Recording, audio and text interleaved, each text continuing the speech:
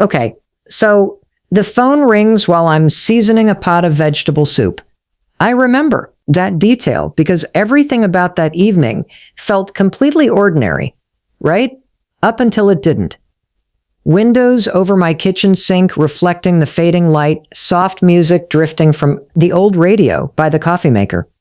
I almost let it go to voicemail, honestly, since retiring, most calls can wait a few minutes. But I dry my hands and hit, without even checking the screen. "Mom," my daughter says fast, "I just wanted to let you know you don't need to come to the lake house this summer. Ethan thinks it'd be better if we keep it for our immediate family this year." No pause. "Love you, I'll call later." Line goes dead. I just stood there, wooden spoon still in my hand, soup bubbling behind me. At first, I genuinely thought I'd misheard her. The lake house? The one I bought with my own money? The one I spent nearly 2 years building from an empty piece of land? Surely she couldn't mean that house.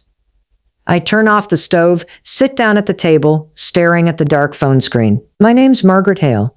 I'm 71, retired registered nurse, widow of 11 years. After more than 3 decades taking care of other people, I genuinely thought I'd learned to recognize pain before it arrived. I was wrong. Some wounds don't announce themselves. They just show up in the middle of an ordinary evening. I thought about calling her back. Not for an argument, I just wanted to hear her. Repeat it. Slower, maybe? With some explanation that made sense. Instead, I put the phone face down and stayed quiet. Sometimes silence tells you more than another conversation ever could. That night, sleep just refuses to come. I keep replaying her words. Not because they were cruel, because they were casual. She'd said it like the decision was already made. Like someone else's permission mattered more than mine now. By sunrise, I realized something in our relationship had shifted. I just hadn't noticed it happening. The lake house was never an impulsive purchase, by the way. Years before my husband Walter got sick, we used to drive through the mountains on weekend trips. Every time we passed a quiet lake, he'd slow the car down and smile. "One day," he'd say, "we'll have a porch overlooking water." I'd laugh. "We're a nurse and an accountant, not millionaires." "Don't need millions," he'd say, "just enough." Then cancer entered our lives, and those conversations just disappeared. Hospital visits replaced weekend drives, treatment schedules replaced vacation plans. Hope slowly turned into acceptance.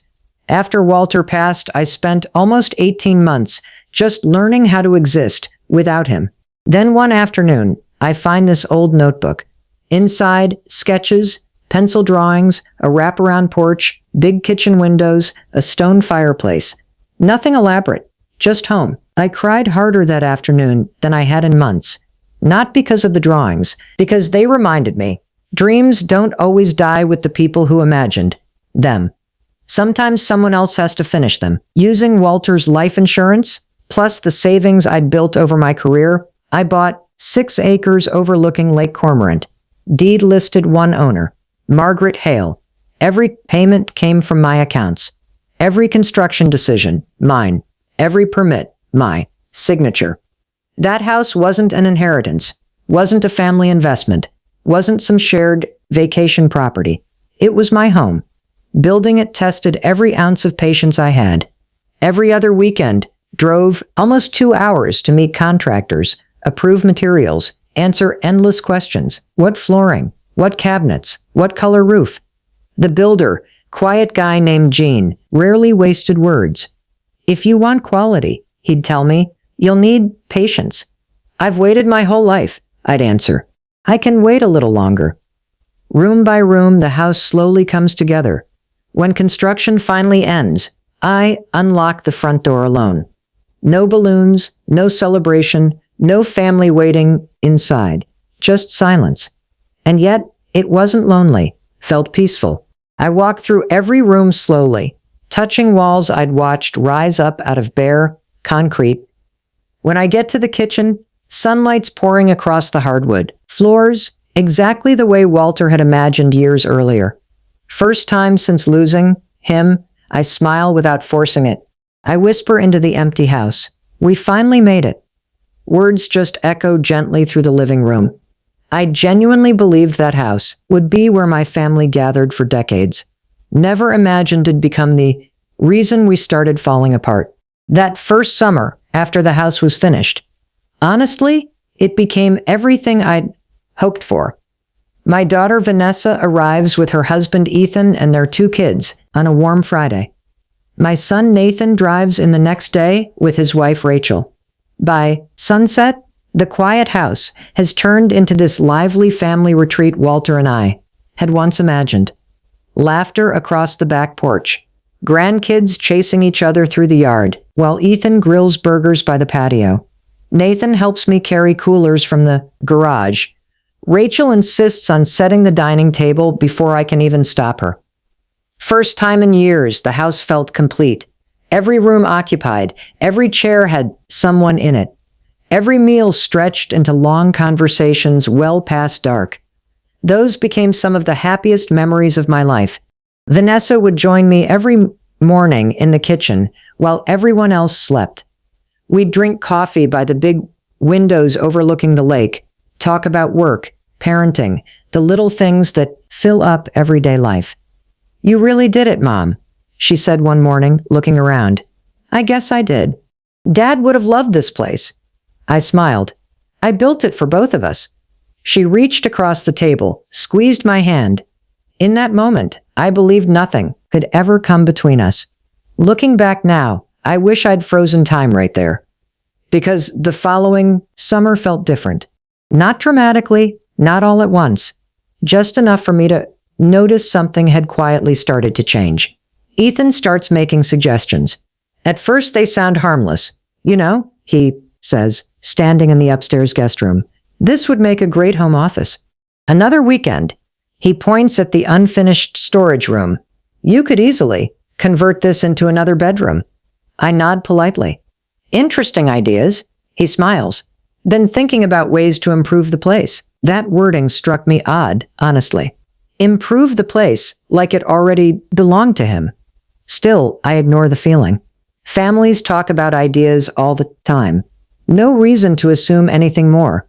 Weeks later, I show up for another visit and immediately notice the furniture's been rearranged. The reading chair I'd carefully placed by the fireplace now sits against the opposite wall. Several framed photos are gone from the mantel. The guest bedroom's been turned into Ethan's workspace. Computer monitors, filing cabinets, shelves full of business folders. Nobody mentioned any of it. Vanessa notices me looking around. Oh, she says, casual. Ethan thought this layout worked better. I see. Makes more sense this way. I force a smile. If you're comfortable. Inside, though, something doesn't sit right. Nobody asked. They just decided. The small changes just keep coming over the following months. Kitchen cabinets. Reorganized. My gardening tools gone from the shed. Because Ethan needed room for fishing gear. Even family weekends start revolving around his schedule. If he's got work meetings, breakfast happens later. If he wants quiet, the grandkids get told to play farther from the house. The rhythm I'd created slowly just became someone else's. One Saturday, I find Vanessa replacing the curtains in the living room. The blue ones looked dated, she explains. I liked those curtains. She hesitates. I know, but these brighten the room. I look around carefully. Almost every decorative choice now reflects her and Ethan's taste. Mine had quietly disappeared. I tell myself families evolve. People decorate differently. Not worth a fight over curtains.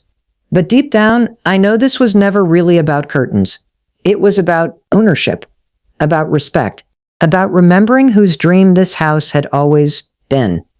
The conversation that changed everything happens near the end of that summer. We're on the porch watching the grandkids skip stones, and Ethan leans back in his chair. You know, he says, thoughtful, we spend more time here than anyone else. Vanessa nods. That's true. Probably makes sense, he continues, if we treated this as our permanent vacation place. I look at him. What do you mean? He shrugs. You hardly use it anymore. I use it whenever I choose, but we're here almost every weekend. Vanessa, soft.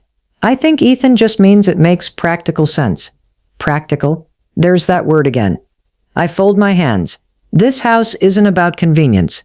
Neither of them answers. Long silence. Then Vanessa smiles, awkward. Of course. It's still your house, Mom. She says the words. Somehow they don't sound true anymore. That evening, while everyone sleeps upstairs, I stay alone on the porch long after. Midnight. Lake's perfectly still, but inside me, something started to stir. First time since building the house, I feel like a guest inside the home that carries my name on every legal document.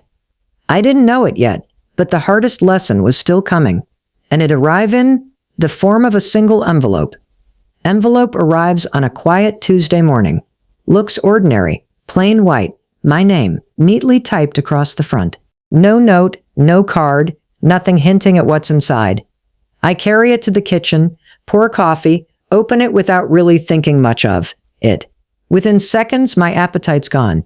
Letters from an attorney I'd never met. Language polite, carefully worded, completely professional. Explains that Vanessa and Ethan want to discuss transferring ownership of the lake house into their names. Says a transfer would simplify future family planning and ensure the property remains available for future generations. No accusation, no threat, no legal demand. Just this assumption that I'd eventually sign away everything I'd worked for. I read it twice, then a third time. Each read made one thing clearer. Someone already believed they had a claim to my home. I fold it back into the envelope, stare out the kitchen window for a few minutes. The issue wasn't really the paperwork. It was the confidence behind it. Nobody sends a lawyer unless they already believe the answer's supposed to be yes. 3 days later, I decide to drive out to the lake house without telling anyone. Drive feels strangely familiar, but heavy in a way it never used to be. For years, every trip out there filled me with excitement. This time, I couldn't shake this feeling, like I was driving towards something I didn't actually want to confirm. I get there. Everything looks exactly the same. Flower beds blooming, porch swing, moving in the breeze, lake shimmering under the afternoon sun. From the outside, nothing had changed. I walk to the front door, pull out my key, slide it in the lock, won't turn. I frown, try again, nothing. Check my key ring, make sure it's the right one. It is. Try once more. Lock had been replaced. I just stand there, staring at the doorknob, and it hits me before I even reach for my phone. Someone had changed the locks on my house without telling me. I call Vanessa. She picks up on the second ring. Hi, Mom. My key doesn't work. Brief silence. Oh, right. Her voice sounds almost rehearsed. Ethan had the locks changed last week. Why? Just for security. Security from whom? It wasn't a big deal. It becomes a big deal when the owner can't get inside. Another pause. I meant to tell you, but you didn't. She sighs. We'll get you another key. I look at the front door. My own house shouldn't require permission. Neither of us speaks for a second. Then, quietly, I'm sorry. But the apology felt incomplete. Acknowledged my feelings, not their actions. I never asked for a new key. I turn around, walk back to my car, sit behind the wheel without starting the engine. House stands right there, a few yards away. A house I built, a house I paid for. And it felt farther away right then than any place I'd ever lived. I stay there almost 20 minutes, not crying, not angry, just thinking. Over the past 2 years, I'd ignored every single warning sign. The rearranged furniture, the changed decorations, the casual talk about their plans, the attorney's letter. Every time something felt wrong, I told myself I was overreacting. Now the evidence was standing right in front of me. They hadn't forgotten who owned the house. They just expected me to stop acting like I did. That realization hurt way more than the locked door did. Back home, I pull out this big blue folder from my office cabinet. Every document connected to the property, purchase agreement, recorded deed, construction invoices, building permits, bank statements, insurance policies. Every single page, one legal owner, Margaret Hale. No joint ownership, no trust, No transfer agreement. Nothing gave anyone else authority over that property. I lay the papers out across the dining table, study them one by one. First time in months, I stopped making excuses for my daughter and her husband. Facts don't need interpretation. Either someone respects your ownership or they don't. That evening, I call Vanessa again. I was thinking about spending this weekend at the lake. She hesitates. This weekend might not work. I'll stay out of everyone's way. We already have plans.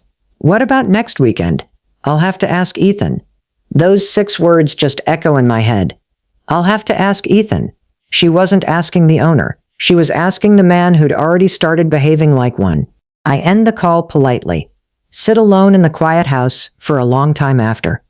Then I open my laptop, search for local real estate agents near the lake. By midnight, I'd picked one. Next morning, scheduled an appointment. First time through this whole thing, I wasn't reacting anymore. I was preparing to make a decision that'd change everything. Real estate agent shows up the following Thursday. Susan Fields, unlike a lot of salespeople I'd met over the years, she didn't waste time making promises she couldn't keep. Walks the property with a little notebook, stops here and there to jot things down. After about an hour, joins me on the back porch. "You've taken excellent care of this place," she says. "I've tried. Market's strong right now. I've heard." She nods. "If you decide to sell, I don't think it'll sit long." I looked out at the calm water, thought about the porch conversations, the changed locks, the attorney's letter, and I said, "Let's list it." Susan doesn't ask why, doesn't try to talk me out of it, just nods and starts making notes. 2 weeks later, I'm in an attorney's conference room overlooking the courthouse square. Stacks of documents neatly arranged in front of me. Each signature, another step toward closing one chapter of my life. The attorney reviews every page carefully. "Mrs. Hale, you understand once these are recorded, ownership transfers permanently to the buyers?" "I understand." He smiles kindly. "Signing voluntarily?" "Absolutely." I sign my name one last time. Margaret Hale. When the final document's notarized, he extends his hand. "Congratulations." For a second, I wasn't sure congratulations was the right word. Maybe freedom fit better. A week later, sale closes officially. Funds show up in my account early that morning. I look at the balance once, close the banking app. Money was never the point, peace was. I spend the next several days settling back into my normal routine. Morning walks, gardening, reading on the back patio. I don't contact Vanessa. She doesn't contact me either. The silence felt strange, strangely comforting too. Let me think clearly for the first time in months. Everything changes the following Saturday. Phone rings repeatedly, just after noon. 3 missed calls, then 4, then 6. Finally I answer. "Mom?" Vanessa sounds breathless. I stay quiet. "They're moving furniture inside." Pause. "They said they bought the property." "That's correct." Silence. "What do you mean that's correct?" "I sold the house." Several seconds of nothing. Then the question I'd expected from the start. "You sold it?" "Yes." "Without telling us?" "It was my property." Her breathing gets heavier. "But we've been staying there all year." "I know. We had plans." "So did I." Her voice cracks. "Mom, why would you do this?" I answer calm. "When you asked me not to visit my own house," she doesn't interrupt. "When your attorney mailed papers asking me to give away ownership," still nothing. "And when I found out someone changed the locks without asking me." Silence on her end just gets heavier. "You'd already decided the house belonged to you." Long pause. Finally she whispers, "We never thought you'd actually sell it." I know. Those 3 words carried everything else that didn't need saying anymore. Ethan's voice, faint in the background, asking her something I couldn't hear. She covers the phone a second, comes back. "What are we supposed to do now?" I look through my living room window, at the flowers blooming outside. Answer comes without any anger at all. Exactly what every homeowner does when a house doesn't belong to them. She doesn't respond. Call ends quietly. I set the phone on the coffee table, lean back in my chair. First time in over a year, I wasn't waiting on somebody else's next decision. Mine was already made. Calls kept coming for almost a week. Some from Vanessa, a few from Ethan, others from numbers I didn't recognize. Most went unanswered. I wasn't trying to punish anyone. I just had nothing left to explain. Every important conversation had already happened. They just hadn't listened when it mattered. 8th day, Vanessa leaves a voicemail. Her voice sounds different. That confidence that used to fill every sentence. Gone. Mom, can we please talk? I think we both said things we shouldn't have. I know you're upset, but maybe we can work this out. I listen to it twice, then delete it. Some problems get solved with another conversation. Others start because too many conversations got ignored in the first place. This was the second kind. Few days later, knock on my front door. I open it, Vanessa's standing there alone. Looks exhausted. Dark circles under her eyes, holding her purse tight against her side like it's some kind of protection. May I come in? I step aside without a word. We sit at the same kitchen table where she used to have coffee with me every morning, years ago. Neither of us talks for a few minutes. Finally, she breaks it. I never thought it would end like this. I look at her, calm. Neither did I. She lowers her eyes. Ethan believed that eventually you'd leave the house to us anyway. I probably would have. Her hand lifts fast. What? I likely would have left it to both of my kids one day. She stares at me. Then why sell it? Because inheritance is a gift. I pause. It isn't something people take while the owner's still alive. Tears in her eyes now. I didn't realize how much we'd hurt you. I nod, slowly. That's because neither of you stopped long enough to ask. She admits things I'd already suspected. The attorney's letter, Ethan's idea. Changing the locks, his decision too. At first she claims she just went along with it to avoid arguments. Then she stops herself. That's not completely true. I stay quiet. I agreed because part of me started believing the house was already ours. There it was, the truth. Not hidden behind excuses. Not softened by careful wording. Just honest. I forgot you were sharing your dream with us, she whispers. I started treating it like my own. First time through all of this, I actually believed she understood. Understanding, though, doesn't erase consequences. Before she leaves, she asks one last thing. Is there anything I can do to fix this? I look toward the family photos hanging by the dining room. Some birthdays, some holidays, one picture of Walter smiling by the lake, one of our earliest trips. You can't bring back the house, I said, careful. She nods. I know, but you can decide how you treat people from this day forward. She wipes a tear. I want to. I hope you do. She stands, hugs me quietly, walks toward the door. I hug her back, not because everything was fixed, but because holding on to bitterness any longer would only hurt both of us. Forgiveness doesn't always rebuild trust. Sometimes it just lets your heart move forward. Over the following months, life got peaceful again. I bought a smaller cottage closer to my hometown. Way less maintenance, overlooks a quiet park instead of a lake. Kids play there every afternoon. Neighbors greet each other on evening walks. Wasn't the dream Walter and I once imagined. That dream had already served its purpose. Now I just wanted something simpler, lighter. Nathan visits often. Never once asked about the money from the lake house. Instead, he'd help me plant flowers, fix a loose fence board, share dinner before driving home. One evening, he looks around the cottage, smiles. You seem happier. I am. What changed? I think a second. I finally stopped confusing generosity with obligation. He nods quietly. I think Dad would have agreed. So do I. People sometimes think the hardest part of losing a home is handing over the keys. It isn't. The hardest part is realizing someone you love stopped seeing it as yours long before you actually let it go. But life's got this way of teaching you the hard lessons before it offers any peace. I don't regret building the lake house. It gave Walter's dream a place to live. I don't even regret selling it. That decision reminded me, respecting yourself is never selfish. Love should never require handing over your dignity. Kindness should never get mistaken for weakness. And ownership, whether it's a home, a dream, or your own life, belongs to whoever had the courage to build it in the first place. Sometimes the greatest gift you can leave your family isn't a piece of property. It's the example of knowing when to stand up for yourself. That lesson, unlike any house, can never be taken away.